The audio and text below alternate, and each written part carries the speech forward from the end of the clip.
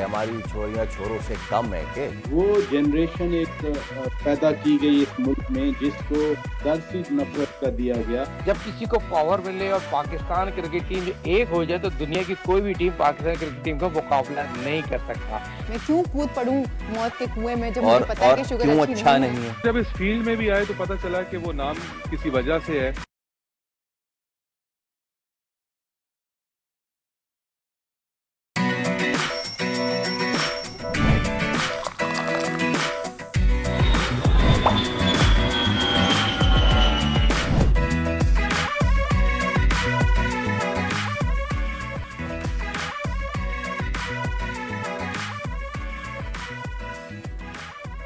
अस्सलाम वालेकुम, खुश आमदीद। जी आया नो बखैर अगले भली करे आया। वर्षत के दुनिया बोल है के साथ मैं हूँ सोनिया सुंदस और मैं हूँ सैयद फैसल करीम। वो आपको याद है ना कि हमारी छोरियां छोरों से कम है के? फैसल, आज आपको फिर कोई नई फिल्म याद आ गई है? फिल्म नहीं है, ये हकीकत है। ये देखिए, हकीकत ये है कि देखिए हमारी लड़कियां हमारे लड़कों से तो क्या दुनिया के किसी भी मुल्क के मर्दों से कम नहीं है। और ऐसी ही एक स्टार है हमारी नेशनल वुमेन टीम की कप्तान शान पाकिस्तान मारिया खान। अच्छा, मारिया जो है सोनिया, वो मशहूर हुई थी जब पिछले साल उन्होंने सऊदी विमेन टीम के खिलाफ पाकिस्तान की तरफ से खेलते हुए फ्री किक पे ये डेविड बेकम स्टाइल, ये उन्होंने 2023 में इन्होंने ये गोल किया था। और 2023 में गोल करने के बाद से लेके ये मजीद इस तरह के गोल्स कर चुकी हैं। ये मुझे याद, ये डेविड बेकम का ये गोल, ये हाँ, आप कह रही थी बैकग्राउंड ना जी, क्या इनके अब्बा हुजूर या चाचा मारिया जो है वो एक बहुत ही रिच स्पोर्टिंग फैमिली से बिलोंग करती हैं। अच्छा। The squash family, the Khans family, the legendary, yes बिल्कुल उनकी फैमिली से बिलोंग करती हैं। तो भाई मारिया, कुडोस टू यू। इसी तरह पाकिस्तान की शान बनती रहें, इसी तरह फ्री किक पे गोल करती रहें। और आप वुमेन टीम तो क्या, बेकम को भी पीछे छोड़ दें। इस चलते हैं आज की बड़ी खबर पे। लंदन पाकिस्तानी सियासत का बन गया मरकज। नवाज शरीफ, मरियम नवाज, मौलाना फजल रहमान की मुलाकातों में मुल्क की मजमूई सूरत हाल पर तफसीली बातचीत। लंदन में वजीर दिफा ख्वाजा आसिफ को चाकू हमले की धमकियों की वीडियो ने खलबली मचा दी। नून लीग और मौलाना समेत सियासी रहनुमाओं की मजम्मत। ऑस्ट्रेलिया को ओसी की सरजमीन पर तारीखी शिकस्त के बाद T20 का नया इम्तिहान। ब्रिस्बेन में पाकिस्तानी शाहीन आज ऑस्ट्रेलिया के खिलाफ मैदान में उतरेंगे। टीम ऑस्ट्रेलिया ने जॉर्ज फिलिप को स्क्वाड में शामिल कर लिया। क्या शाहीन और हारिस एक बार फिर धूम मचा सकेंगे? प्रोग्राम में आज बात करेंगे। अगर एक साल लाहौर में गुजार लिया तो जिंदगी के 7 साल कम हो जाएंगे। फिजाई आलूदगी पर नई अमरीकी रिसर्च ने खतरे की घंटी बजा दी। आलूदा तरीन शहरों में लाहौर का आज भी पहला नंबर। मोटरवे, स्कूल्स, कारोबार सब कुछ मुतासिर। पंजाब हुकूमत की स्मॉग कंट्रोल करने की हिकमत अमली क्या, बात करेंगे आज। और पाकिस्तानी कार रेसिंग की दुनिया में महारत की कहानी। थर जीप रैली में नादिर मक्सी और साहबजादा फरहान को पीछे छोड़कर आसिफ फजल चौधरी ने मैदान मार लिया। फखरे पाकिस्तान आज होंगे दुनिया बोल है में हमारे मेहमान। चलिए शो का करते हैं हम आगाज। और पाकिस्तान की सियासत पे तो हम बात करते ही रहते हैं, लेकिन आज मैं लाजमी ये बात करना चाहूँगा कि हमारे जो सियासी रवैये हैं जो हमारे अवाम तक मुंतकिल हुए हैं, यानी कि हमें सियासी बुर्दबारी नहीं है, एक दूसरे की बात को बर्दाश्त करना हम नहीं समझते। हम समझते हैं कि हम जो कह रहे हैं वही सही है, हम जिसको सपोर्ट कर रहे हैं वही ठीक है और बाकी पूरी दुनिया गलत है। अब सियासी हालात आम शहरियों की ज़िंदगी पर इतने असरअंदाज होती हैं। आप देख सकते हैं, एक तो हम बात करेंगे ही, जाहिर सी बात है, वज़ीर आज़म जो हैं वो इस वक्त COP29 में हैं और कल उन्होंने गुफ्तगू भी की। वो वैसे पाकिस्तान पहुँच गए हैं, लेकिन उसके साथ साथ कल जो कुछ हुआ लंदन में, आपको पता है कि इस वक्त लीगी क़यादत जो है वो इस वक्त लंदन में मौजूद है। उनके हमरा मौलाना फजल रहमान भी हैं, बट उसके साथ साथ ख्वाजा आसिफ भी हैं। कल एक बहुत ही अफसोसनाक वाक़ा पेश आया। ख्वाजा आसिफ साहब जो है वो वहाँ जो लंदन की ट्रेन है ट्यूब, उस पर सफ़र कर रहे थे और सफ़र करते हुए ये वो वीडियो है कि उन पे एक तो उनको पीछे से बुली किया जा रहा था। तो ख्वाजा आसिफ जो हैं वो ट्रेन में सफ़र कर रहे थे लंदन में और उनको पहले तो काफ़ी हैकल किया गया और उसके बाद उनको ये तक कहा गया कि हम आप पे हमला कर देंगे। अब हमारे रवैये जो हैं वो यहाँ तक आ चुके हैं, उसके ज़िम्मेदार क्या हम सिर्फ लोग हैं या फिर वो तमाम तर सरबराहान, वो तमाम तर पार्टियाँ मौजूद हैं कि जिन्होंने हम तक ये चीज़ें हम में पेवस्त की हैं। सीनियर तज्ज़ियाकार इस्लामा से में ज्वाइन कर रहे हैं शौकत पराचा साहब। शौकत साहब, अस्सलाम वालेकुम, गुड मॉर्निंग। उम्मीद करते हैं आप खैर खैरियत से होंगे।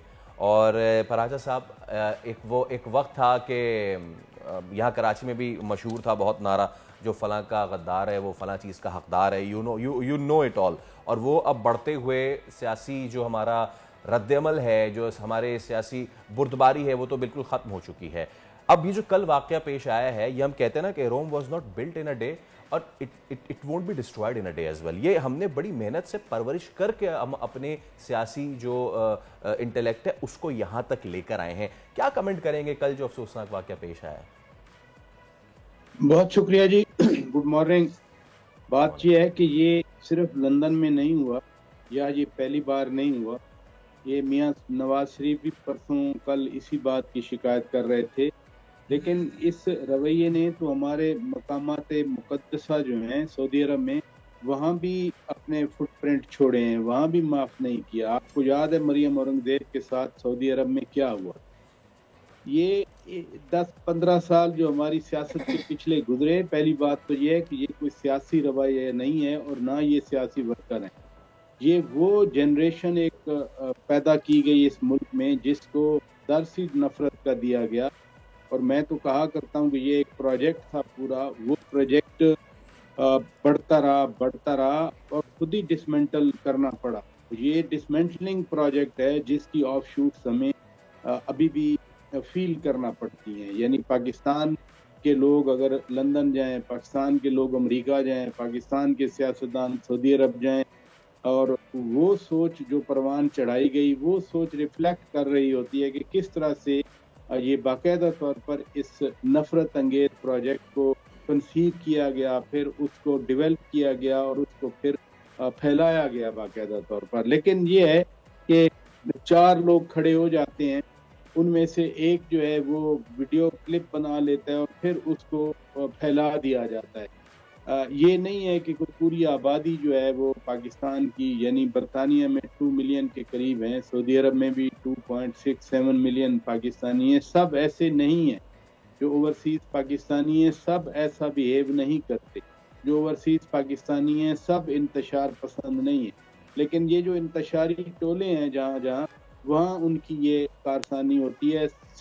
सबको इसका ख्याल करना चाहिए। मैंने बताया ना कि मकामात मुकद्दसा जो है वहाँ पर नहीं छोड़ा। अब हुआ क्या, वहाँ पर strict enforcement of the law है, उसके बाद वहाँ नहीं हरकत की किसी ने। सिमिलरली यूएई ने तो लोगों को बाकायदा वार्न किया, और अभी यूएई के कौंसल जनरल कराची में कह रहे थे कि जो ऐसी हरकतें करेंगे उनको निकाल दिया जाएगा, और वहाँ पर बेहतरी आई। इसी तरह यूके में, लंदन में पिछली बार जब इस तरह की हरकत की गई, जब साबिक चीफ जस्टिस काजी फायद ईसा की गाड़ी का पीछा किया गया और एक तमाशा बनाया गया, उसके बाद वहाँ पर भी वो कहीं ना कहीं मामला रेज किया गया। लेकिन जब ये कहा गया कि पाकिस्तान का इनका पासपोर्ट कैंसिल कर दिया जाएगा, जब तक सख्त इकदामात नहीं किए जाएंगे, स्ट्रिक्ट इन्फोर्समेंट नहीं की जाएगी, ये कौन सी आज़ादी है कि आप हैकल करें, आप किसी को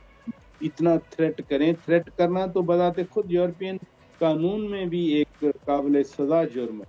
तो एनफोर्समेंट जैसे मिडिल ईस्ट वालों ने करके दिखाई है, ये लगता है हर जगह ऐसा करना पड़ेगा। अच्छा पराचा साहब, आप बहुत अरसे से पाकिस्तान की सियासत को देख रहे हैं, क्या हमेशा से ऐसे मामला थे? यानी कि हम तो अब सुनते हैं ना कि जी एक वक्त था जब नून लीग और पीपल्स पार्टी हरीफ थे, तो तस्वीर जहाज से फेंक देना और इस तरह की चीज़ें, वो उस वक्त हम सुनते थे कि ये चीज़ थी। लेकिन कभी जूते उछाल देना, स्याही फेंक देना, आपने बताया मकामात मुक़द्दसा पे इस तरह की चीज़ें होना, और साबिक चीफ जस्टिस के साथ जो सिचुएशन हुई, अब बात कत्ल की धमकी तक आ गई है। खाक मेरे मुंह में खाक। अगर ये पाकिस्तान में होता तो हो सकता है कि वो शायद हमलावर भी गालिबन हो जाते। जितनी ज़्यादा बॉइलिंग अप सिचुएशन हो गई है हमारी पॉलिटिक्स की। कोई सियासतदान किसी फ्रेंचाइज में अपनी फैमिली के साथ खाना खाने जा रहा है, वहाँ पे हैकल। कोई शॉपिंग करने जा रहा है, वहाँ पे हैकल। तो आपको क्या लगता है कि पहले से ही हमारे रवैये ऐसे थे, 80 की दहाई से, 90 की दहाई से ऐसे थे, या अब जाके हुए हैं? पॉलिटिक्स या पॉलिटिकल पार्टीज या जमहूरियत कोई पाकिस्तान हम अनोखी चीज नहीं दुनिया में। पूरी दुनिया में सियासी जमातें भी मौजूद हैं जो डेमोक्रेटिक कंट्रीज हैं, चाहे वो परफेक्ट डेमोक्रेसी है या कोई हमारी तरह की सेमाई डेमोक्रेसी। हर जगह सियासी जमातें भी मौजूद हैं, सियासी कारकुन भी हैं। लेकिन ये जो ब्रीड पैदा की गई, ये वो एक जो 60s, 70s, 80s के या 90s के वो सियासी कारकुन तो नहीं है। इनके अंदर वो नफरत का बीज बोया गया और प्लस इनके अंदर वो एरोगेंस इंजेक्ट की गई कि बस आप ही आप हैं। क्योंकि जब कह दिया मुल्क की सबसे बड़ी अदालत ने कि जी सादिक और अमीन है, तो फिर तो बात ही खत्म हो गई। इसलिए उनके अंदर से अभी ये चीज बबल अप कर रही है और ये चीज अपनी जगह पर मौजूद है। लेकिन मैं फिर कहूंगा आपसे जो बात मैंने पहले की कि हमने मिडिल ईस्ट में देख लिया, यूएई में कोई पर नहीं मारता, अभी कोई आवाज नहीं आती, उनको पता है उठा के बाहर फेंक देंगे और भेज देंगे वापस। इसी तरह से ये बरतानिया में जब फोर्सफुली एनफोर्समेंट के लिए बात की जाएगी और यहाँ से स्ट्रिक्ट मेजर्स लिए जाएंगे, तब जाकर, क्योंकि एक प्रोसेस के जरिए ही तो इन्हें परवान चढ़ाया है और इसी प्रोसेस के जरिए सही बात है कि रोम को जाते जाते ये आदतें जो हैं, ये बिहेवियर जो है, इसको खत्म करने में भी कुछ वक्त लग जाएगा। लेकिन काम तो शुरू होना चाहिए, काम तो आज से शुरू होना चाहिए। और ये नहीं है आज एक की बारी है कल दूसरे की बारी है, ये बात भी नहीं है। जब ये लोग हुक्मरान थे जो आज अपोजिशन वाले हैं, इनको तो कोई हैकल नहीं किया करता, इनको कोई थ्रेट नहीं किया करता था। उल्टा हुक्मरान होते हुए भी ये कहते थे कि ओ हम एसी उतार देंगे, जाकर वापस जाकर हम ये कर देंगे। जब टॉप लेवल पे इस तरह के अल्फाज, इस तरह की गुफ्तगू होगी, तो जो नीचे जो वर्कर होता है वो इनकरेज फील करता है। जिम्मेदारी सबकी होती है, लेकिन शायद उनको जिम्मेदारी दी हुई थी दूसरी के इतनी नफरत फैलाओ, इतना इंतशार फैलाओ, इतना मुआशरे में ये बदतमीजी का कल्चर आम कर दो कि जिसमें किसी की पगड़ी, किसी की इज्जत महफूज ना रहे।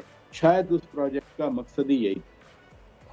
उम्मीद करते हैं कि जो भी समझने बूझने वाले हैं वो इसको समझें और हमारी कौम को रिवर्स गियर लगाएं इस चीज़ में कि वो सियासी बुर्दबारी का मुजाहरा कर सके। शौकत पराचा साहब, बहुत शुक्रिया आपका। और इस उम्मीद के साथ भर जब बात हो रही होगी तो हम यही बात कर रहे होंगे कि पाकिस्तान के अवाम में सियासी समझ बूझ बहुत है, लोगों को पता है उनके लिए क्या ठीक है क्या ठीक नहीं है। लेकिन पिछले कुछ दिनों में ये जो एक रद्दमल अपनाया गया है कि जो मेरे नज़रिए से इख्तलाफ करता है वो काबिल तशद्दुद है, उसको मैं उस पर तशद्दुद कर सकता हूँ, उस पर मैं इंक फेंक सकता हूँ, उस पर मैं जूते चला सकता हूँ। हम अल्फाज की कदर कीमत भूल गए हैं, वोट की गालिबन कदर कीमत भूल गए और हम ये समझते हैं कि अगर कोई हमारी नहीं सुन रहा तो हम उसके साथ ऐसा कुछ कर सकते हैं। अब वक्त हो जाता है एक ब्रेक का, ब्रेक लेते हैं, वापस आते हैं, फिर देखेंगे प्रोग्राम में और क्या क्या है। Let's take a break.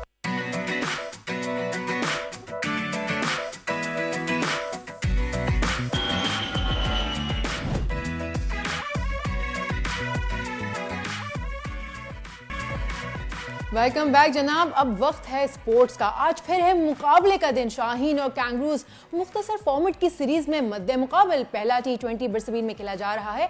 अच्छा, इस T20 सीरीज में कुछ खास बात भी है।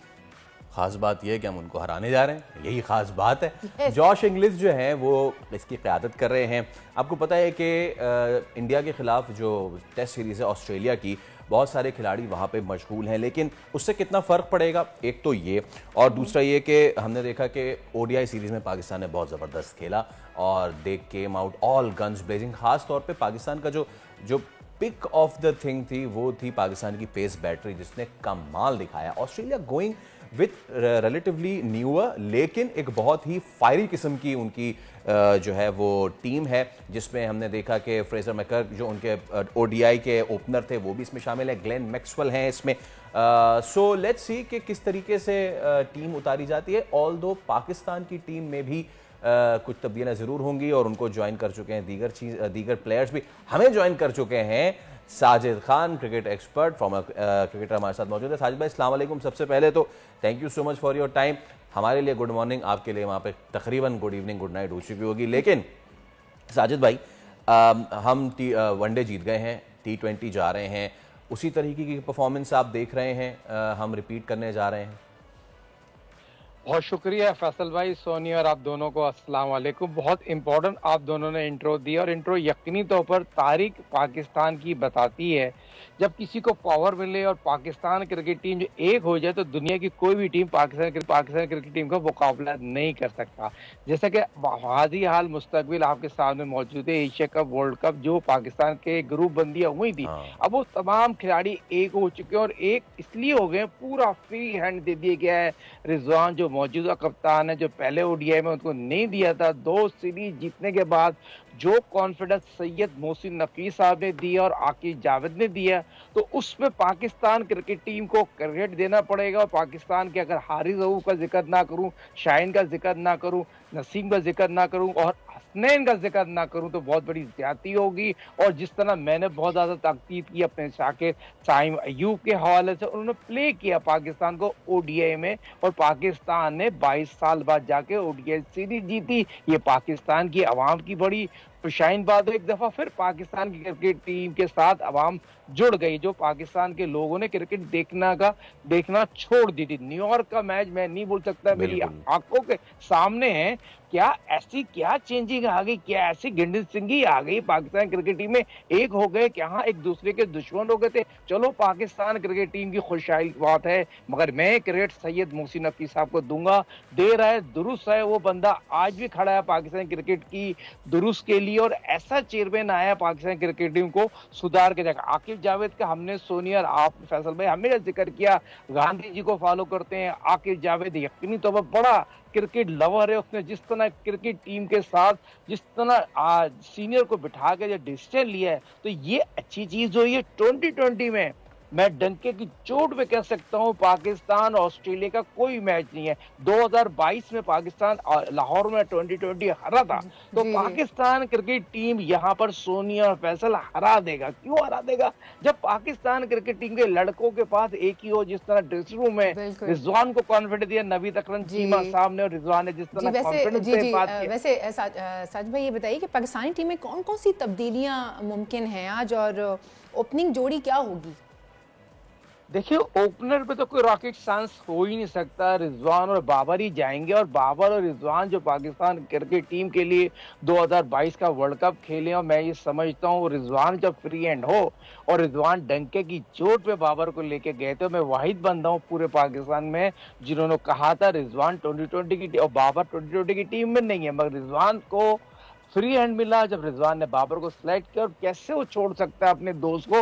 और बाबर आज यकीनी तौर पर as a cricketer, as a top analyst बात करो, बाबर 100 कर देगा। बॉल और बैट के दरमियान जो कॉन्फिडेंस, जो चौके मार रहा है, जो कॉन्फिडेंस को दिया गया है और जिस लेवल का प्लेयर है, उसमें कोई रॉकेट साइंस नहीं है। यकीनी तौर पर एक ही चीज है, फोकस कर रहे हैं बैटिंग पावर प्ले यकीनी तौर पर बहुत इंपॉर्टेंट है। जिस तरह के हम पाकिस्तान के बैटिंग स्ट्राइक रेट के हवाले से हम 120 130 पे, मगर आज पाकिस्तान क्रिकेट टीम को बहुत ज्यादा अपना बैटिंग स्ट्राइक रेट अच्छा करना पड़ेगा। और अच्छा साजिद भाई ये बताइए कि ब्रिस्बेन का जो ग्राउंड है और पिच है, क्या एक्सपेक्ट किया जाए उससे? उसी तरह का है जिस तरह बाकी ऑस्ट्रेलिया में फायरी होती है, बाउंसी होती है, तेज पेस होता है, या फिर किस तरह का टर्फ होता है यहाँ का? फैसल भाई इसकी तारीख बताती है, तेज तरीन विकेट है, मगर शॉर्ट फॉरवर्ड क्रिकेट में इसको बैटिंग पे रन बनता है, बॉल तेज आएगा, बल्ले पे आएगा, और बल्ले पे आने के लिए यकीनी तौर पर पहले ओडीआई में तब 4 फास्ट बॉलर से गए थे।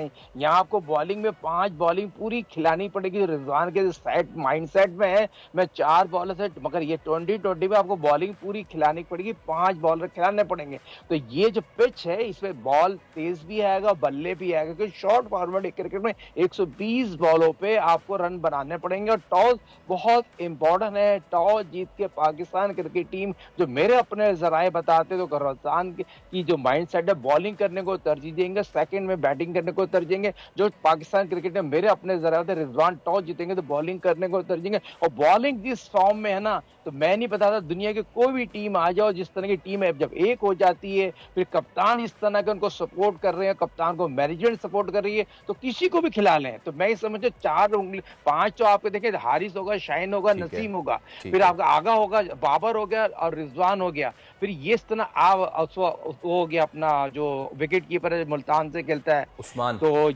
उस्मान खान, तो उस्मान जो है उससे एक ऑलराउंडर मेरे ख्याल में डेब्यू करने जा रहा है, जो यकीनी तौर पर मैं समझता हूँ पाकिस्तान कप में उसकी आउटस्टैंडिंग कारकर्दगी दिखाई है। तो मैं साजिद भाई, मैं इस वक्त वेदर देख रहा हूँ ब्रिस्बेन का, और पाकिस्तानी वक्त के मुताबिक 3 बजे जो है वो शार्स के है तवक्को 50% है, उसके बाद फिर 4 बजे 5 बजे 6 बजे जो है बता रहे हैं, तो बारिश से मुतासिर हो सकता है आज, मतलब कि थोड़ा जो है ना रंग में भंग डल सकता है। रंग में भंग नहीं डलेगा, यकीनी तो थोड़ा 50% बारिश चाहिए, उनका सिस्टम बहुत अच्छा है, ग्राउंड कवर हो जाएगा, उसके मतलब बहुत ही इंपॉर्टेंट होगा। मगर जैसा कि मैंने पहले आपको बताया टॉस बहुत इंपॉर्टेंट है।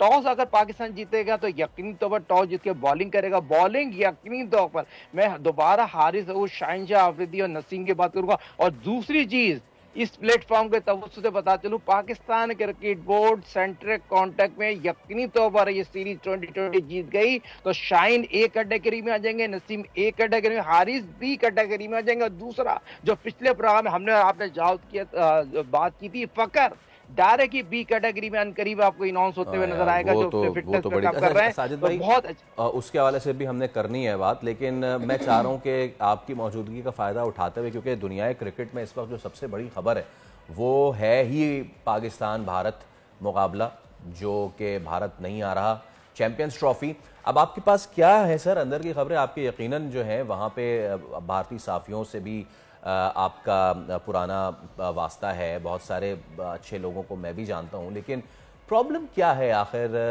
क्या इशू है, क्या चल रहा है? पाकिस्तान, अब दूसरी तरफ पाकिस्तान ने अपना एक स्टांस ले लिया है कि नहीं करनी भाई हाइब्रिड, तो होने क्या जा रहा है साजिद भाई?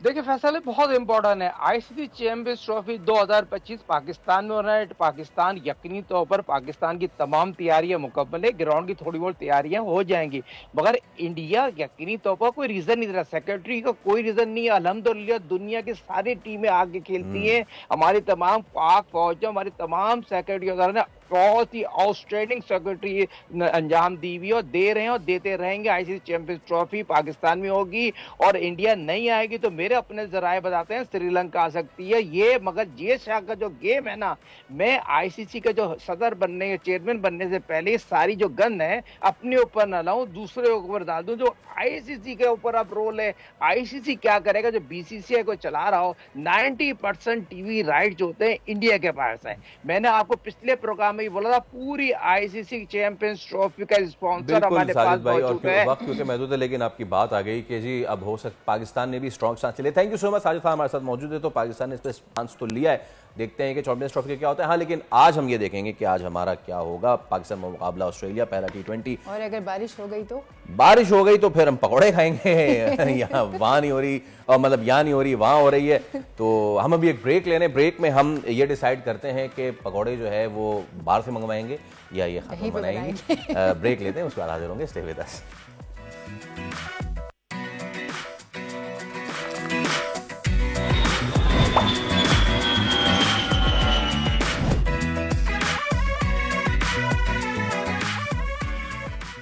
एक बार फिर आपको कहेंगे दुनिया बोले में खुशामदीद। और अभी आप कॉफी पी रही थी जी, चीनी डाली आपने उसमें? बिल्कुल भी नहीं। क्यों? मैं कहीं क्यों? मैं चीनी एक्स्ट्रा शुगर लेती ही नहीं हूँ। मैं फ्रूट जूसेस भी नहीं पीती हूँ। एक्स्ट्रा शुगर मतलब लेती है ना? फिर no no no no no, extra sugar मतलब कि जैसे खजूर खाती हूँ मैं, अगर मुझे शुगर लेनी होती है। मेरा जो शुगर का इंटेक है बड़ा मिनिमम है, बहुत सेहत का ख्याल ऐसा क्यों?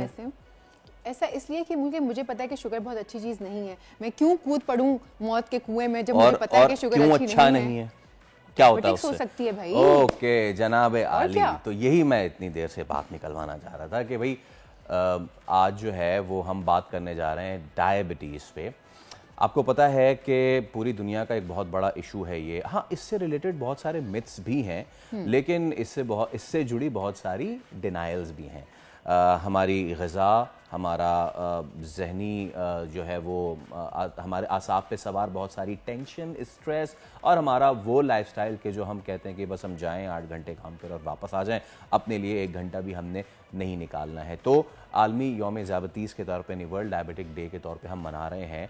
लेकिन अभी जो हमारी गेस्ट हैं, जब हम इंट्रोड्यूस कराएंगे, जब हम उनसे ऑफ कैमरा बात कर रहे थे डॉक्टर साहिबा से, तो उन्होंने जो बात बताई वो ये कि हम एक बार फिर अव्वल नंबर पर आ रहे हैं, हम तमाम तर चीज़ों में अव्वल नंबर पर आ रहे हैं, उन चीज़ों में कि जो नेगेटिव है। स्मोक पे हम नंबर 1 पे हैं।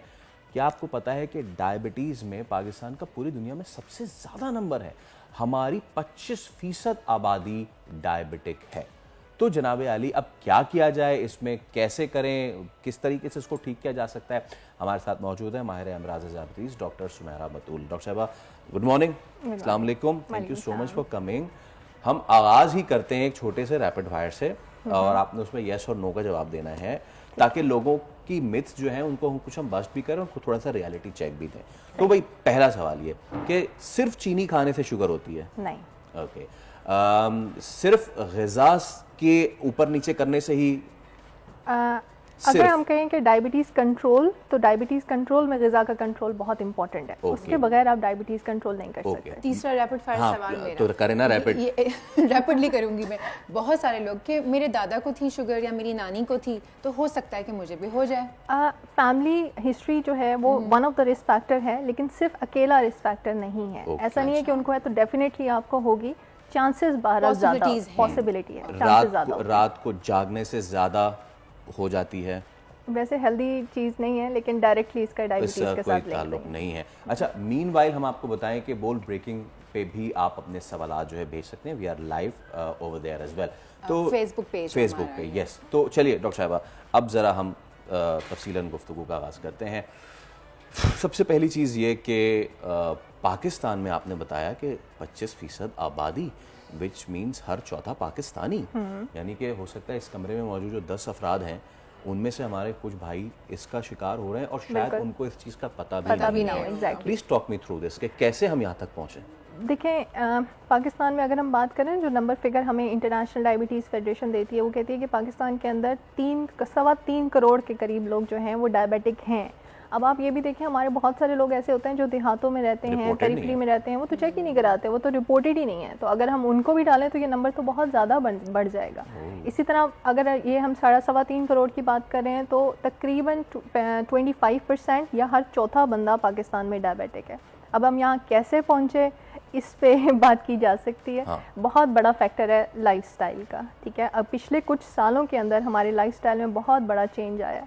सेडेंट्री लाइफस्टाइल की हम बात करते हैं। सेडेंट्री लाइफस्टाइल का मतलब है डाइट का ख्याल ना रखना और फिजिकल एक्टिविटी का ना होना। ये दोनों बहुत बड़े फैक्टर हैं वज़न की ज़्यादती के, मोटापे के, एंड देन मोटापा जो है फर्दर लीड करता है डायबिटीज़ की तरफ। अच्छा, अभी हमारे पास फेसबुक पर सवाल आया है कि छोटे बच्चों में जो है वो शुगर हो रही है, डायबिटिक निकल रहे हैं बच्चे, और स्पेशली जो न्यू बॉर्न बच्चे हैं, तो ऐसा कैसे पॉसिबल है और ये क्यों हो रहा है? एग्जैक्टली।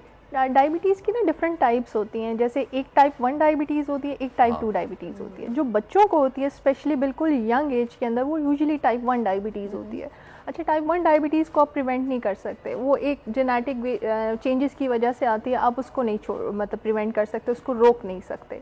लेकिन एडल्ट्स के अंदर जो मेजॉरिटी ऑफ हमारी पॉपुलेशन के अंदर डायबिटीज़ है वो टाइप 2 डायबिटीज़ है। टाइप 2 डायबिटीज़ जो है ना, उसको प्रिवेंट किया जा सकता है, वो हमारे लाइफस्टाइल के साथ लिंक्ड है। टाइप 1 है जो छोटे बच्चे को हो गई है, तो क्या वो बड़े होने तक उसको वो फिर रहती है। वो type 1 diabetes insulin dependent diabetes होती है। लाइक वो उनकी बॉडी के अंदर इंसुलिन बनती नहीं है, तो उनको इंसुलिन से फिर ट्रीट करना पड़ता है, और डायबिटीज़ फिर वो लाइफ लॉन्ग। डॉक्टर साहब, बहुत सारे लोग ये भी समझते हैं कि ज़ियादतीज़ जो है वो अब एक बीमारी नहीं बल्कि एक कंडीशन हो गई है, और ये कभी भी हो सकती है। तो just like stress, just like कोई और चीज़, तो ये क्योंकि एक सूरत हाल बनती जा रही है, तो इसको क्या बीमारी के तौर पे ना लें और उसको कंडीशन के तौर पे लें और उसको फिर उसी तरीके से मैनेज करें? लेकिन डायबिटीज़ के बारे में ना थोड़ा सा लोगों को ये अवेयरनेस देने की ज़रूरत है कि ठीक है, ये एक कंडीशन है जो आपके साथ ज़िंदगी भर है, ठीक है, इसको आपने मैनेज करना है। बल्कि इनफैक्ट अब जो रिसर्च डाटा आ रहा है वो ये कहता है कि आप अर्ली स्टेजेस के अंदर अगर डायबिटीज़ को बहुत अच्छा मैनेज कर लेते हैं, आप अपना वज़न कम कर लेते हैं, अपना लाइफस्टाइल बेहतर करते हैं, तो आप इवन इसको रिवर्स भी कर सकते हैं।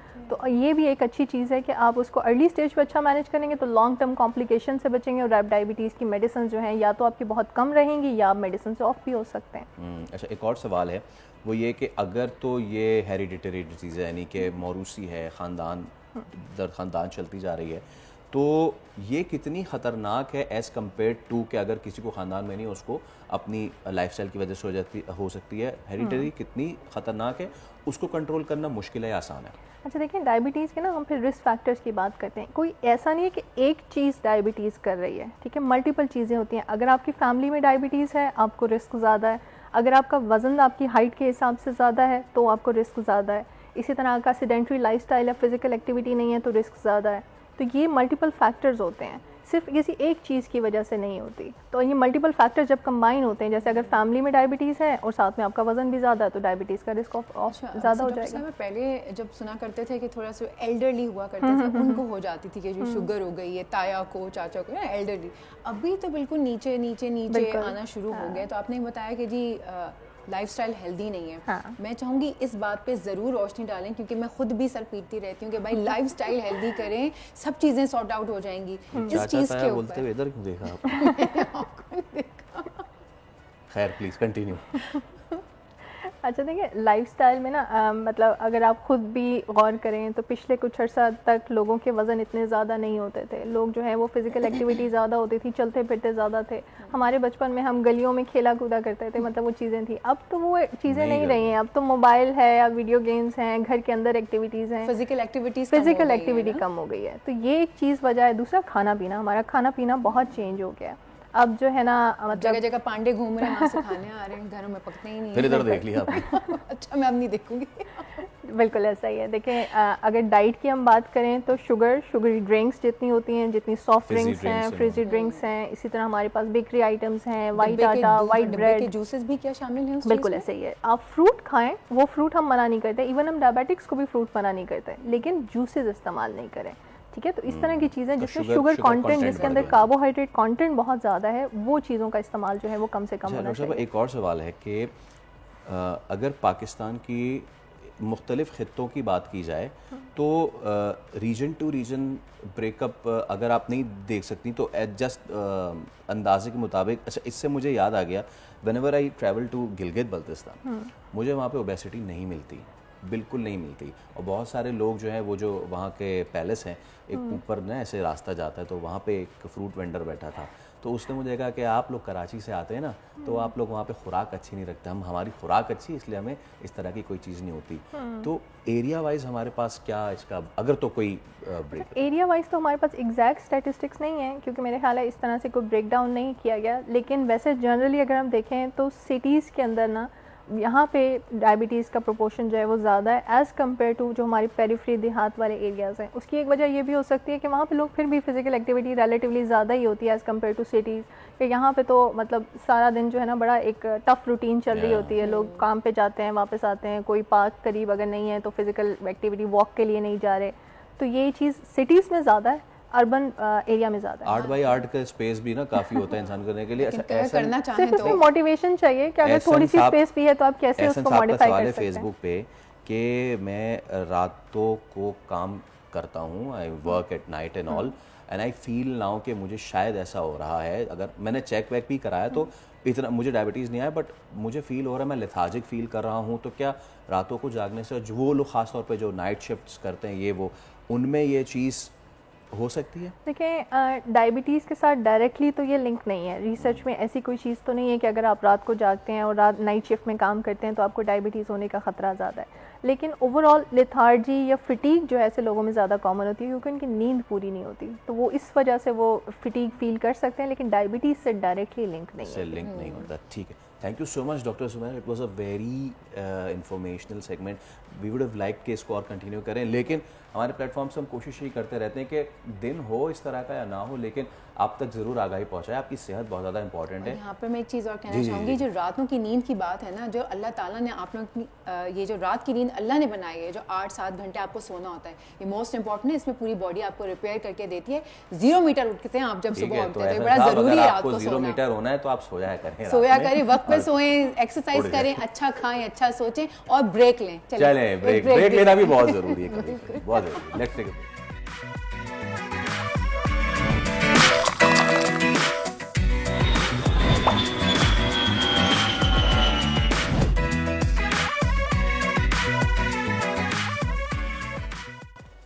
वेलकम बैक जनाब, एक मरतबा फिर दुनिया बोल है मैं आप सभी को खुश आमदेद। अभी मैं सोच रही थी फैसल कि इतना स्मॉग स्मॉग स्मॉग, दुनिया के आलूदा तरीन शहर लाहौर अब तो आगे से आगे बढ़ना शुरू भी हो गया है, लॉकडाउन वगैरह भी लगा दिया, स्कूल भी बंद कर दिए, सब कुछ फ़ायदा हो रहा है? क्या फ़ायदा हो रहा है? फ़ायदा ये हो रहा है कि अगर आप लॉकडाउन लगा रहे हैं, अब लोग कह रहे हैं कि देखें ना, बच्चे जो हैं उनको हमने कहा कि आप घर में रहें, इसको हम वो बाहर खेल लें, लेकिन वो आप उनको बाहर निकलने से तो नहीं कर सकते ना ही। आप मुझे एक बात बताइए सोनिया, जिस वक्त कोविड भी था तो यहाँ पे लोग ये कह रहे थे कि नहीं हम मास्क नहीं पहनेंगे, कुछ लोग जो है वो मास्क लगा रहे थे लेकिन वो मास्क जो है वो आंखों पे लगा के सो रहे थे। यहाँ लगाते थे बस जहाँ से सांस लेनी वहाँ नहीं लगाना आपने। तो आप कैसे लोगों को समझाएंगे? ये बहुत बड़ा इशू है, और क्योंकि शायद हम या हुकूमत नहीं समझा पा रही कि भाई ये कितनी ख़राब सिचुएशन है, इसी वजह से अब हम आपको एक और बहुत ही ख़तरनाक तरीके का स्टार्ट बता रहे हैं। हो सकता है कि ये सुन के आप के कान खड़े हो जाएं, आपके रोंगटे खड़े हो जाएं और आप खुद खड़े हो जाएं, आप खुद खड़े हो जाएं कि अच्छा मैं जो मजीद 7 साल जी सकता था वो मैं नहीं जी पाऊंगा। जी सुनिए इस चीज़ को, अगर आप लाहौर में रह रहे हैं तो स्मॉग ने वो सिचुएशन क्रिएट की है कि आप एक कॉमन लाहौरी की 7 साल की ज़िंदगी कम कर दी है। इतनी फ़िज़ा ख़राब हो चुकी है, इतनी ज़्यादा सिचुएशन ख़राब हो चुकी है। अब जो बच्चे हैं वो उसमें मुतासिर हैं, 5 साल तक के जो बच्चे हैं, 1 करोड़ 10 लाख बच्चे, उनकी ज़िंदगी पता है आपको कितनी ज़्यादा ख़तरे में है कि जो इंटरनेशनल एयर क्वालिटी इंडेक्स का मेयार है उससे 10-20 गुना नहीं 100 गुना ज़्यादा ख़राब फ़िज़ा है, और इस फ़िज़ा में सांस लेने पे हम मजबूर हैं। अब हमारे नुमाइंदे हैं अफजाल अब्बासी, उनके पास हम चलते हैं और वो गुफ्तगू कर रहे हैं यूनिसेफ के एक रिप्रेजेंटेटिव से। वो गुफ्तगू क्या है वो आपको सुनवाते हैं। जी बिल्कुल, लाहौर समेत पंजाब भर में फ़ज़ाई आलूदगी जो है वो ख़तरनाक हद तक बढ़ चुकी है, और यूनिसेफ ने भी अलर्ट जारी किया है जिसमें कहा गया है कि पंजाब में 11 मिलियन बच्चे जो हैं वो फ़ज़ाई आलूदगी से मुतासिर हो सकते हैं। यूनिसेफ की रिपोर्ट में ये भी कहा गया है कि जो बच्चों की अमवात हैं उसमें 12% अमवात जो हैं वो फ़ज़ाई आलूदगी की वजह से होती हैं पंजाब में। इसके साथ साथ यूनिसेफ की रिपोर्ट में ये भी ख़बरदार किया गया है कि हामला ख़वातीन जो हैं और उसके साथ साथ जो छोटे बच्चे हैं उन्हें बहुत ज़्यादा एहतियात की ज़रूरत है। वो आउटडोर एक्टिविटीज़ उनकी बिल्कुल पेरेंट्स उनको बाहर जाने से रोकें। और इस हवाले से तिब्बी माहिरीन क्या कहते हैं, इस वक्त मैं मियो हॉस्पिटल में मौजूद हूँ लाहौर के, जहाँ पर प्रोफेसर डॉक्टर काशिफ बशीर हमारे साथ मौजूद हैं। उनसे जानने की कोशिश करते हैं। डॉक्टर साहब बताइएगा, यूनिसेफ की जो रिपोर्ट आई है उसमें बच्चों के हवाले से बड़ा अलर्ट जारी किया गया है, तो क्या सजेस्ट करेंगे पेरेंट्स को वो कैसे एहतियाती तदाबीर और क्या एहतियाती तदाबीर इख्तियार करें? जी बिस्मिल्लाहिर्रहमानिर्रहीम, मेरा नाम डॉक्टर काशिफ है, मैं शोबा जराही इत्फाल से मुंसलिक हूँ। तो बेसिकली तो मेरा डिपार्टमेंट है बच्चों की सर्जरी से हवाले, तो लेकिन इसके बावजूद हमारे पास बहुत सारे बच्चे दाखिल हो रहे हैं जो सर्जरी के लिए आते हैं, लेकिन उनको स्मोक की वजह से upper respiratory tract infections, lower respiratory tract infections और एसिम्प्टोमेटिक कफ लगी हुई है। तो मेरी ये इल्तिजा है, रिक्वेस्ट है पेरेंट्स से कि बराए मेहरबानी हुकूमत के साथ तावन करें, अपने बच्चों को जो कि स्कूल में आजकल छुट्टियां भी हैं इसके बावजूद उनको रोकें, उनको इंडोर एक्टिविटीज़ में इन्वॉल्व करें, आउटडोर एक्टिविटीज़ से परहेज़ करवाएं। अगर बाहर गुफ्तगू कर रहे थे तिब्बी माहिर से हमारे नुमाइंदा अफजाल अब्बासी। अब इसी पे हम बात कर लेते हैं। जो रिपोर्ट है यूनिसेफ की, this is very worrisome, very बहुत अलार्मिंग है, और मतलब कि वो घंटे तो बजा दिए हैं अलार्म के सारे। अच्छा, लेकिन लोग उसको स्मॉग नहीं, उसको धुंध से कंपेयर करें कि ये तो धुंध आ गई है। भाई धुंध और स्मॉग मिक्स होके एक और कुछ नया निकल आया है, मजीद डेंजरस है और इतनी डेंजरस हो गई कि जिंदगियों पे अब आ रहा है। हमारे साथ मौजूद हैं इंचार्ज यूनिसेफ पंजाब सबाहत अमरीन। सबाहत, अस्सलाम वालेकुम, बहुत शुक्रिया, thank you so much for your time and good morning. लाहौरियों की ज़िंदगी ख़तरे में है शदीद, पूरे पंजाब में लोगों की ज़िंदगी ख़तरे में। When it comes to Lahore, क्या स्टैट्स, क्या फिगर्स हैं, आप बता सकती हैं हमें कि कितनी ज़्यादा जो लाइफ एक्सपेक्टेंसी है उस पर मसले मसाइल आ रहे हैं? बच्चों की क्या सिचुएशन है इस वक्त लाहौर में? इसको अगर ओवरऑल अब पंजाब के उससे देख लें, क्योंकि इस वक्त स्मोक सिर्फ लाहौर में नहीं है, पूरे पंजाब में फैल गई हुई है। यूनिसेफ की जो रिपोर्ट आई थी उसमें ये कहा गया था कि 5 साल से कम उम्र के 11 मिलियन बच्चे इससे इन्फेक्ट हो रहे हैं, और ये उस वक्त की रिपोर्ट थी जब स्मोक 4 बिलियंस में थी। आपने देखा होगा कि अब ये स्मोक 9 बिलियंस तक फैल गई है, और जो 5 साल से कम उम्र के बच्चे हैं वो इस वक्त 18 मिलियन बच्चे इफेक्ट हो रहे हैं। इसी तरह से स्कूल बंद होने की वजह से 30 मिलियन बच्चे ऐसे हैं जो इस वक्त स्कूलों से बाहर हैं और ऑनलाइन क्लासेस पे हैं। और जाहिर है कि जिस तरह के हालात हमारे सूबे के अंदर हैं, हमारे कंट्री के अंदर हैं, वो तमाम बच्चे जो सरकारी स्कूलों के अंदर हैं उनके पास ऐसे मीन्स नहीं है कि वो ऑनलाइन क्लासेस को अटेंड भी कर सकें। तो मेरा ख्याल है कि इसको लाहौर से निकल के अब आपको पूरे पंजाब के पर्सपेक्टिव से देखना होगा कि जितना बड़ा इशू है। जी वैसे सबाह साहिबा 1950s की अगर बात करें तो उस वक्त भी चीन में बीजिंग और लंदन ये लोग शदीद स्मॉग की लपेट में थे और हमारा जितना आज का है उससे भी शायद कहीं ज़्यादा था, लेकिन उन्होंने उसके ऊपर काम किया और अपने तमाम चीज़ों को, फ्यूल के ऊपर काम किया, ट्रांसपोर्ट के ऊपर काम किया, वो ग्रीन लॉकडाउन्स लगाए और आज जो है आज भी उन्होंने उस चीज़ को बरकरार रखा हुआ है। लेकिन जो हम लोग हैं, हम अभी तक क्यों नहीं वहाँ पहुँच सके, या हमने पहुंचना शुरू भी क्यों नहीं किया, क्यों हम वहाँ नहीं कुछ कर पा रहे हैं, या कोई प्लान्स बनाए हैं तो कब तक उनके ऊपर इम्प्लीमेंट होगा? असल में इस मसले को हल करने के लिए हुकूमत और अवाम दोनों को मिलकर काम करना होगा और कुछ ऐसे एक्शंस हैं जो हमें इमीडिएट लेने हैं, कुछ ऐसे एक्शंस हैं जो लॉन्ग टर्म है। इमीडिएट तो ये है कि अगर अपने बच्चों को इससे बचाना है तो उनको जो गवर्नमेंट की इस वक्त हदायत हैं कि गैर ज़रूरी बाहर मत निकलें, मास्क पहने, इसी तरह से कूड़े को आग मत लगाएं, अगर कहीं लगाते हुए देखते हैं किसी को तो उसको जो EPA की हेल्पलाइन है उसके ऊपर इत्तला दें। लेकिन कुछ ऐसे इकदाम हैं जो लॉन्ग टर्म करने होंगे ताकि इससे निजात मिल सके और इससे निजात हासिल करने के लिए यही है कि जो गवर्नमेंट की रेगुलेशंस हैं उनके ऊपर अमल हो। आप देखिए कि फसलों को जलाने के हवाले से 2019 का कानून मौजूद है, उसके ऊपर इम्प्लीमेंटेशन उस तरह से नहीं हो रही जिस तरह से होनी चाहिए। इसी तरह से एमिशंस के हवाले से जो कवानीन हैं उनको मज़ीद स्ट्रॉन्ग करने की ज़रूरत है। हमारा जो ग्रीन कवर है वो बहुत कम है, हमें हुकूमत को भी और इसके साथ साथ अवाम को भी ग्रीन कवर बढ़ाना है और वो दरख्त लगाने हैं जो एमिशंस को रिड्यूस करने में मदद करते हैं। एयर क्वालिटी इंडेक्स आपको पता है कि जब स्मोक के दिन आते हैं हर कोई कंसर्न होता है, वो उसको देख रहा होता है। इसकी कॉन्टिन्यूस रियल टाइम मॉनिटरिंग होनी चाहिए क्योंकि इन दिनों में जब आपको स्मोक नज़र आ रही है तो हर कोई कंसर्न है, लेकिन ओवरऑल भी air quality through out the year सही नहीं होती और वो ऑलरेडी अनहेल्दी या हैजार्डियस जोन में जा चुकी होती है। तो इस किस्म के डिफरेंट इक़दाम करने की ज़रूरत है। घरेलू सतह के ऊपर लोग अपने जो मोटरसाइकिल्स हैं, जो गाड़ियां हैं, उसको देख सकते हैं कि उनकी मेंटेनेंस को करें ताकि वो अपना कंट्रीब्यूशन इमिशंस के अंदर ना करें।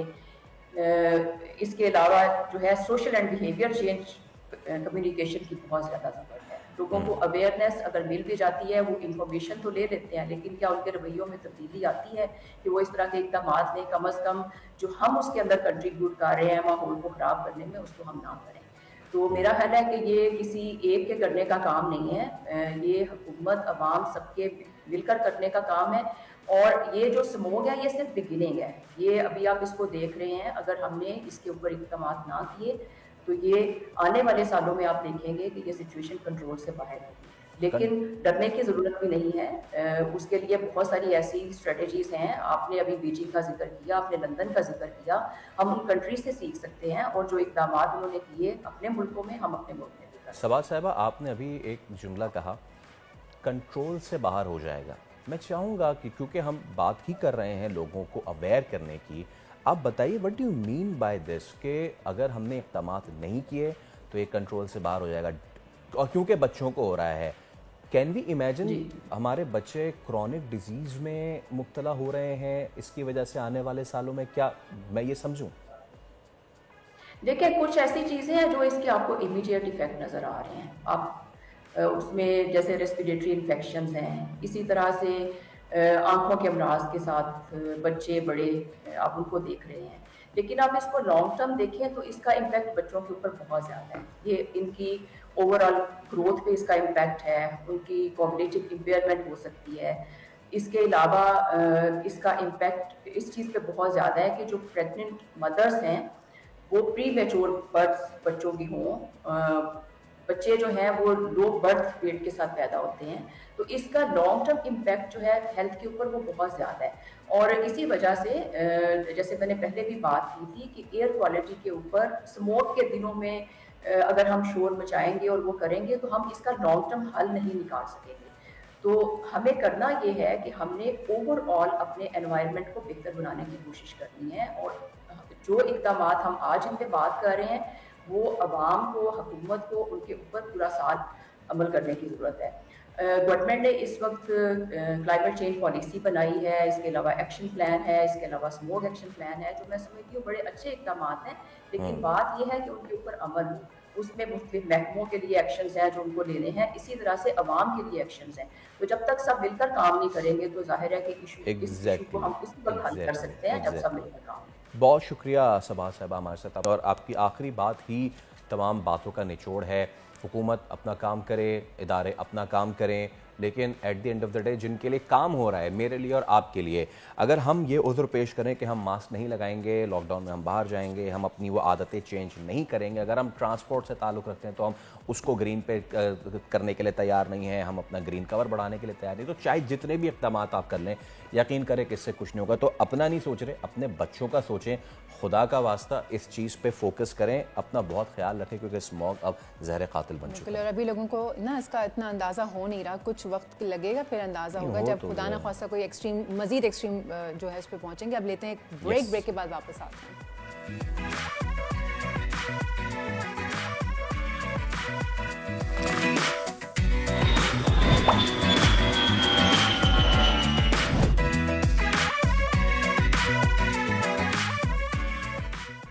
Welcome back. चलिए अब आपका एड्रेनलिन रश थोड़ा सा बढ़ाते हैं, थोड़ी सी एक्साइटमेंट की बात करते हैं, और जब भी मोटर स्पोर्ट्स की बात होती है तो ऑटोमेटिकली ब्लड फ्लो बढ़ जाता है, और जब वो हो जीप रैली तो फिर उसके तो क्या ही कहने हैं। आखिरी रोज प्रीपेड कैटेगरी के फाइनल राउंड में मारूफ रेसर आसिफ फजल चौधरी ने नादिर मक्सी और साहबजादा सुल्तान को पीछे छोड़ दिया है, और आसिफ ने 18 मिनट 3 सेकंड के साथ मैदान मारा, पहली पोजीशन अपने नाम की। और आसिफ फजल चौधरी आज हमारे साथ मौजूद हैं। तो आसिफ भाई, सबसे पहले तो अस्सलाम वालेकुम, गुड मॉर्निंग, बहुत बहुत मुबारक हो आपको, बहुत बहुत मुबारक हो आसिफ भाई, क्योंकि आपने जो है बड़े बड़े नामों को पीछे छोड़ दिया है, साहबजादा सुल्तान, नादिर मक्सी, मतलब क्या ही कमाल की बात है। कैसा फील कर रहे हैं आप विन करके?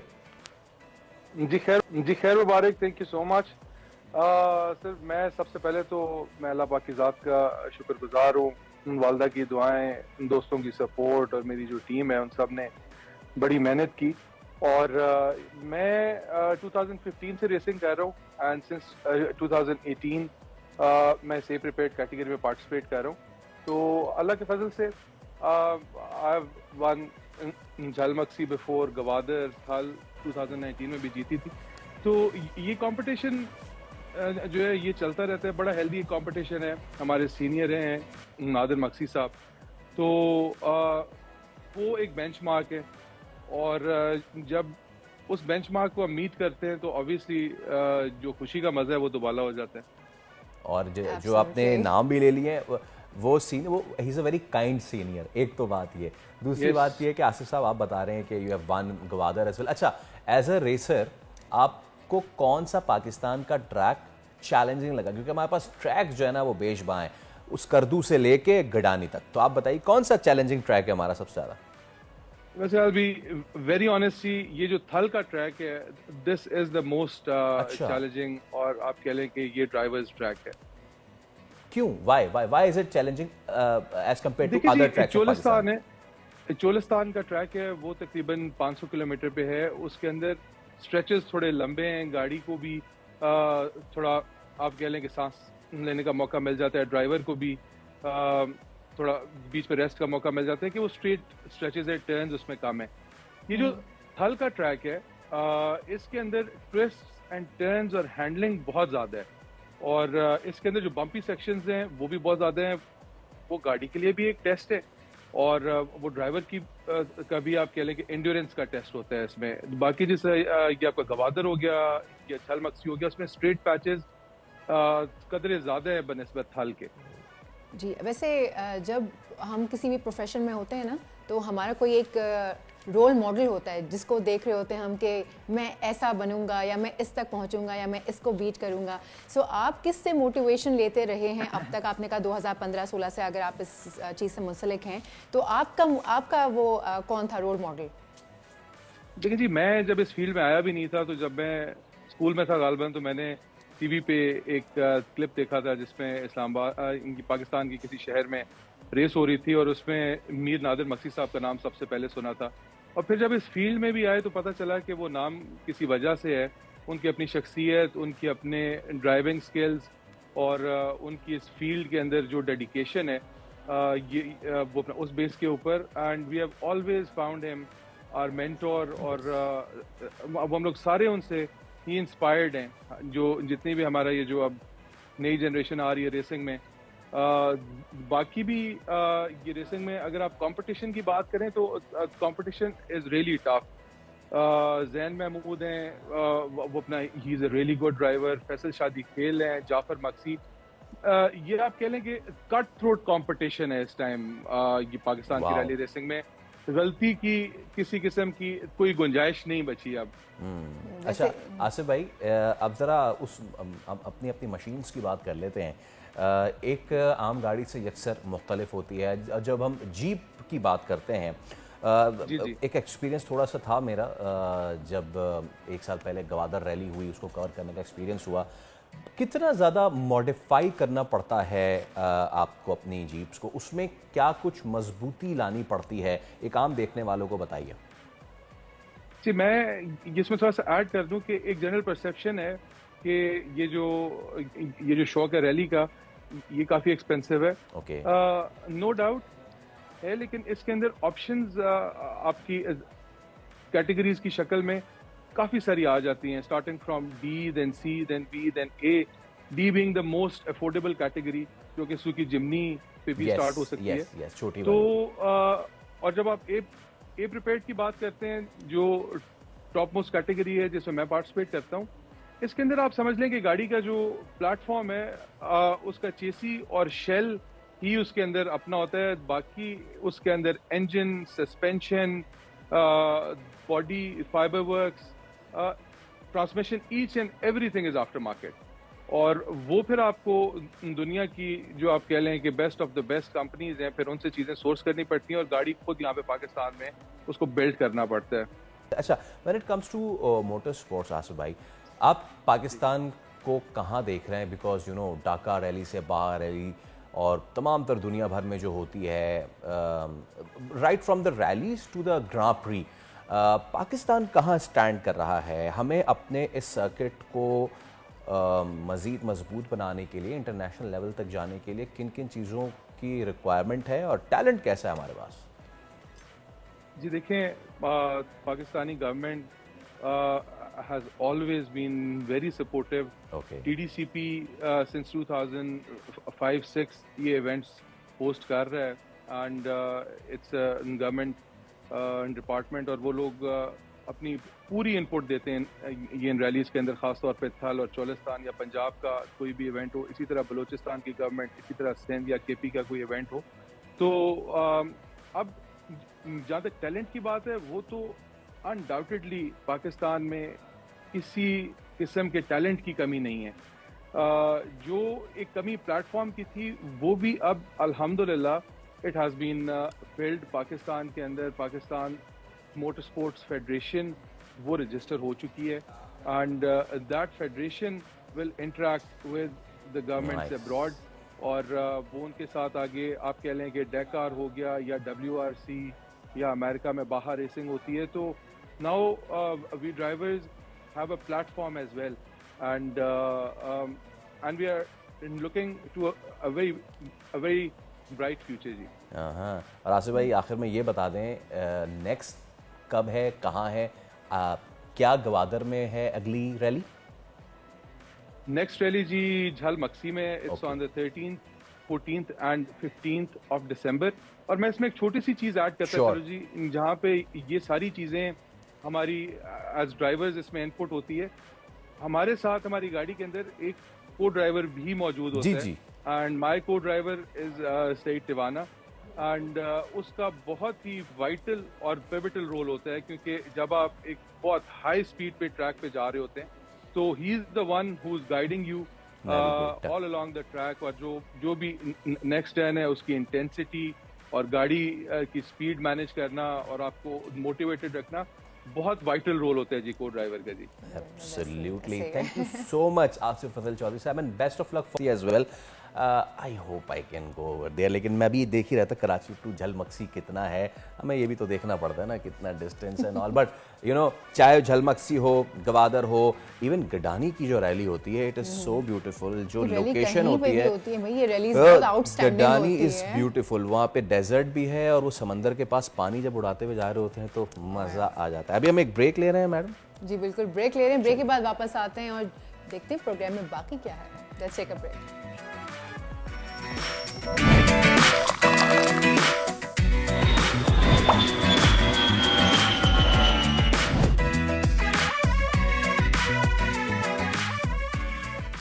वेलकम बैक जनाब, दुनिया बोल है में एक मरतबा फिर खुशामदेद। बात करते हैं वेदर की। मगरबी हवाओं का सिलसिला आज से मुल्क के बालाई इलाकों पर असरअंदाज हो रहा है और यकीनन सर्दी की शिद्दत में कल से इजाफे का इम्कान भी है। कुरब एजेंसी के सदर मकाम पारा चनाब पर आज बारान रहमत का नजूर भी होगा। बालाई खैबर पख्तूनख्वा के चंद मकामात पर भी अब्र करम की बरसात होगी और पहाड़ों पर बर्फ पड़ने का इम्कान भी है। वाह, बलूचिस्तान में भी सर्दी की शिद्दत बढ़ने का इम्कान। कराची वाले मिले जुले मौसम में रहेंगे। दिन के वक्त गर्मी की शिद्दत बरकरार, लेकिन शाम के वक्त हल्की ठंडी हवा से दर्जे हरारत में औसतन 3 डिग्री कमी का इम्कान है। कराची में मतला साफ है। शहर में कम से कम दर्जे हरारत 20 और ज्यादा से ज्यादा 33 रहने का इम्कान। ले चलते हैं हैदराबाद। हैदराबाद में मिनिमम टेम्परेचर 21 और ज्यादा से ज्यादा 34 डिग्री तक जाने का इम्कान है। मीरपुर खास में कम से कम दर्जे हरारत 18 और ज़्यादा से ज़्यादा 35 डिग्री तक जाने का इम्कान।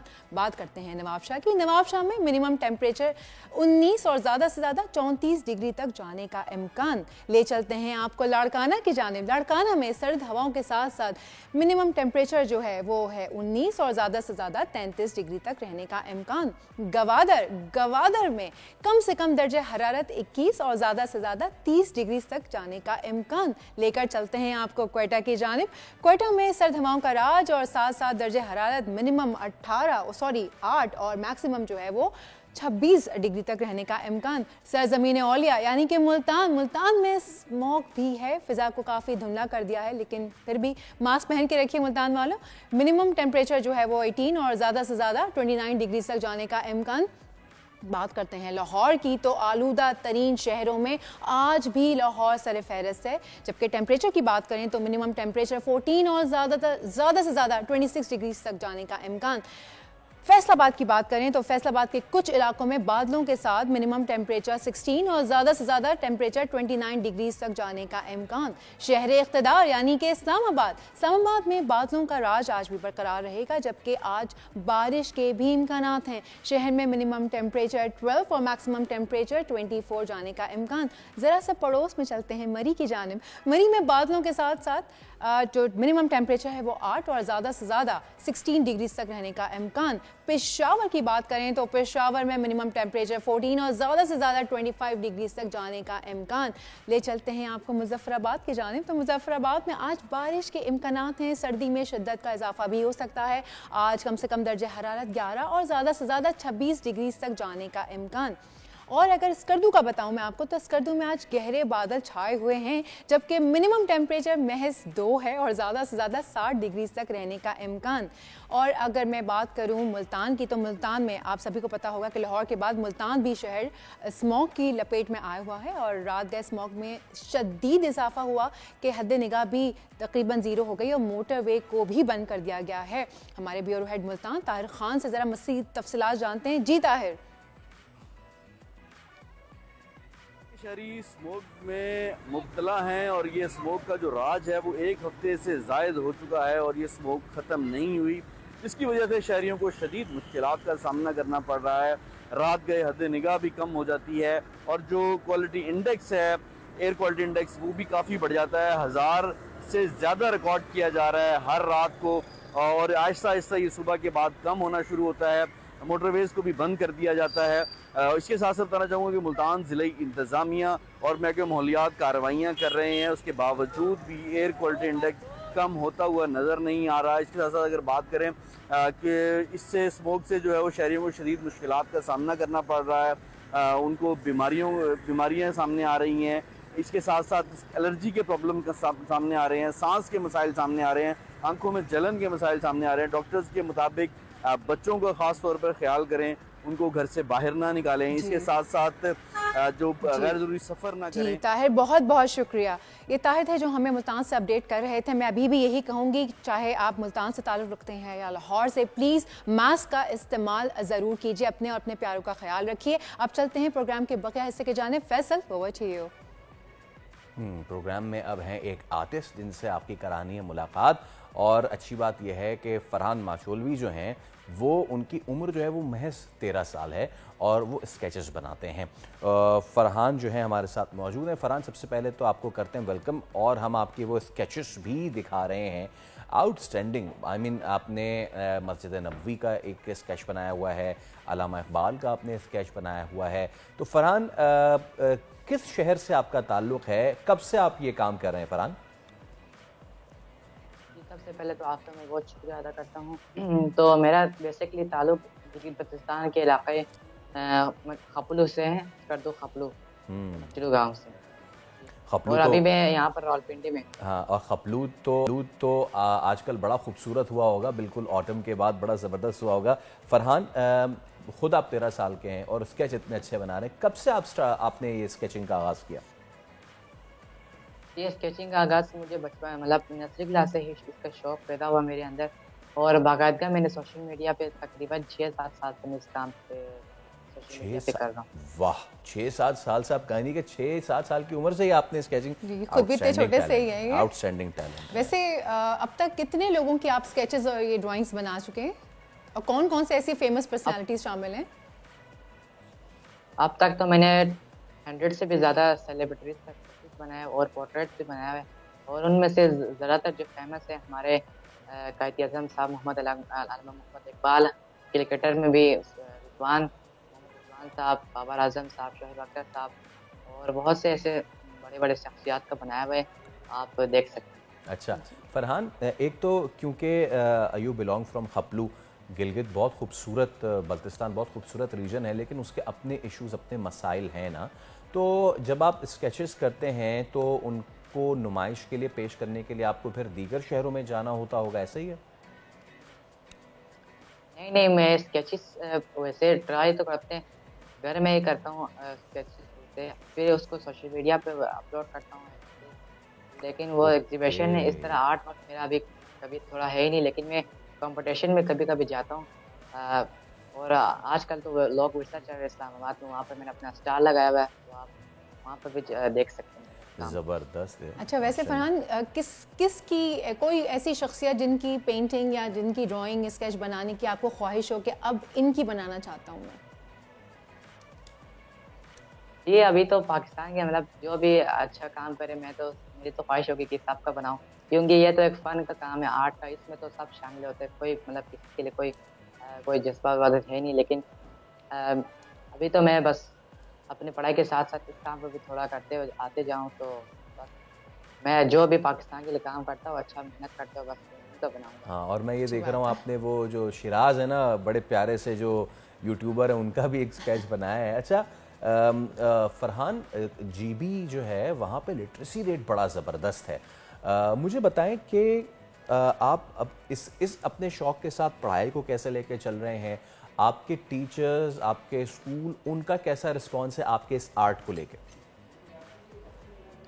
जी, इस पढ़ाई के साथ साथ मैं इस काम को करते जा रहा हूँ, तो मैं ज़्यादातर मंडे से लेकर फ्राइडे तक स्कूल जाता हूँ, फिर पार्ट टाइम पे थोड़ा सा इस पर ध्यान देता हूँ, थोड़ा सा काम करता हूँ, और हफ्ते और इतवार के दिन थोड़ा सा मैं इस पर 2-3 घंटे तक काम करता हूँ, और उस पर बाकायदा थोड़ा सा वीडियो बना के अपनी सोशल मीडिया पे अपलोड करता हूँ।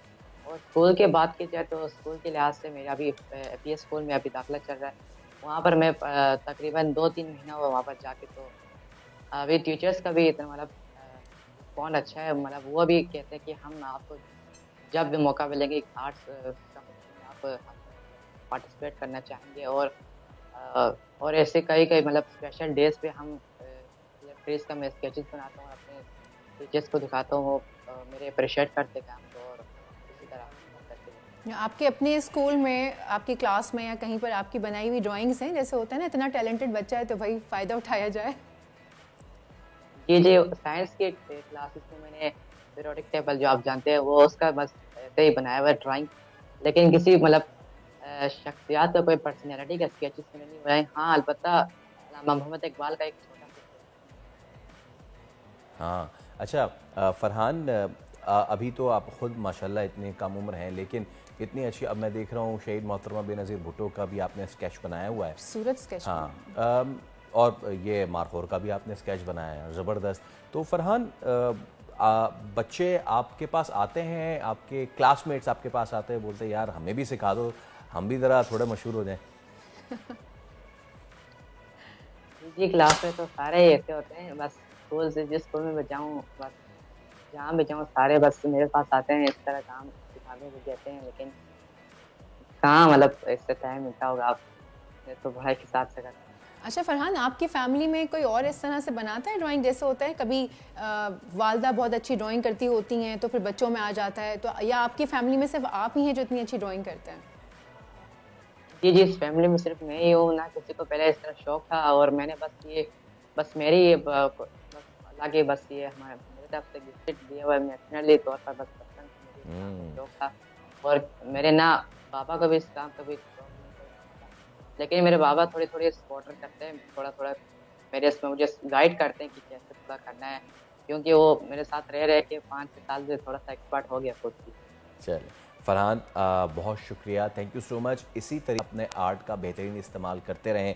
कितना अच्छा लगता है जब बच्चे जो हैं वो तालीम के साथ साथ अपनी इन सलाहियत को भी बरोकार लाते हैं, जिसकी वजह से वो नुमायाँ एजाज़ भी पाते हैं। और कितनी अच्छी बात है, सबसे अच्छी बात यह, हम बच्चों से बात कर रहे होते हैं, मोबाइल में लगे हुए होते हैं, बट फरहान जो हैं वो देखें, वो ना सिर्फ अपने इस आर्ट को इस्तेमाल कर रहे हैं, वो टेक्नोलॉजी का इस्तेमाल भी कर रहे हैं। वो अपनी जितनी भी स्केचेस हैं उसको फिर वो ऑनलाइन जो है वो दिखाते भी हैं, लोग उनसे बनवाते भी exactly, हैं, वो ऑनलाइन तो उनको काम भी मिल रहा है। Moral of the story is कि बैलेंस लेके चलें, टेक्नोलॉजी भी बहुत ज़रूरी है और आपका आर्ट भी बहुत ज़रूरी है। इसी के साथ हम आपसे लेंगे इजाज़त, अपना रखिए ख्याल, और पाकिस्तान का मैच है थोड़ी देर में शुरू होने वाला है, दुआ में पकौड़े बना लीजिए। देखते हैं कि टीम हमें पकौड़े बनाने की इजाज़त देती है या फिर। मिलते हैं कल, अल्लाह हाफ़िज़।